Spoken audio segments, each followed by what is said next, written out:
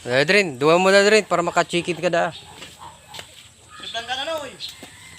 Ayan, for the second video ngayon, magbibiyak tayo ng nyog. Bubunot tayo ng nyog na kukuprahin natin.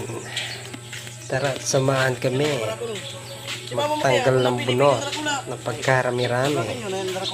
May puti, may tem. Ito yung kukuprahin namin. Iyo ka, Drin. You good.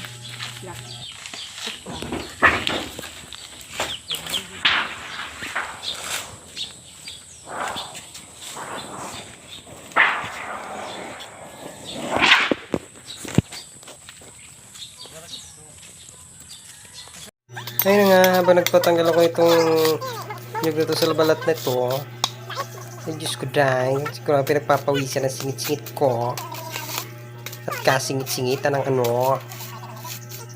Ito na nga, dinadali-dalian ko na para matapos na. Ikaw ba naman bunot ng 1,000, mahigit 6, 7, 8, char. Dami pa natin bubunutan, guys.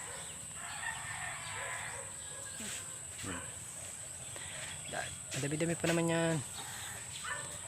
Nasa ako pa yan. Balot na kami ng dalawa. Ayun na nga, dinali-dalian na namin ulit yung pangalawang pagkakataon kasi meron pa kami pupuntahan doon sa kabila. Meron pa nakatimbon doon na 2 timbon. Kailangan matapos namin sa half day at sa oras na ito. Ito na nga, dinadali-dalian ko na si boss. Ay, namimili siyang pumipili ng mga ano, yung mga dapat at hindi rapat. At inihiwalay niya yung mga pwede sa hindi pwede. Ayan o, pinabalansi. Siya naman daw. Itong gawain namin. Exercise na to. Ngayon, siya na rin naman daw ang babanan, si Jollibee.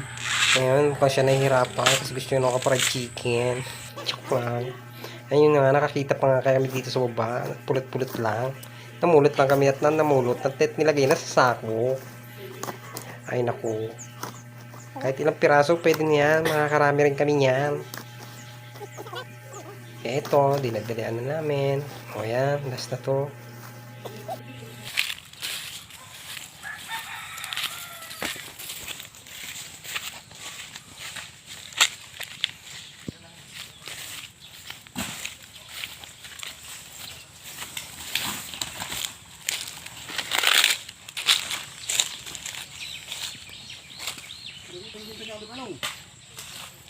Say, diba? Keroli?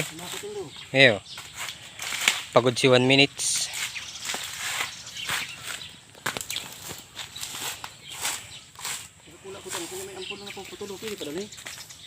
Iyo, pili pa man yan. Pili pa man yan. Mansana sa bukid. Yan ang pala. Dahil na. Dire-diretso mo yan. Ayun nga, kasi sa kinalabit yung siya namin, nagutom kami, kaya kumain muna kami ng konti, papalaman siya nito. Ito yung mansanas na galing sa loob ng nyog. Yung nakakakita ng mansanas na kulay puti. Na parang cotton buds.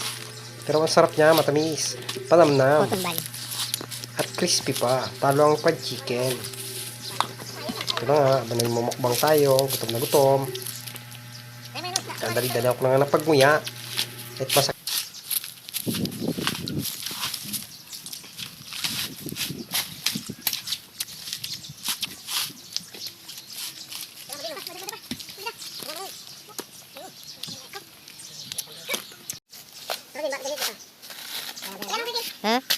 Nakatulog ka pala?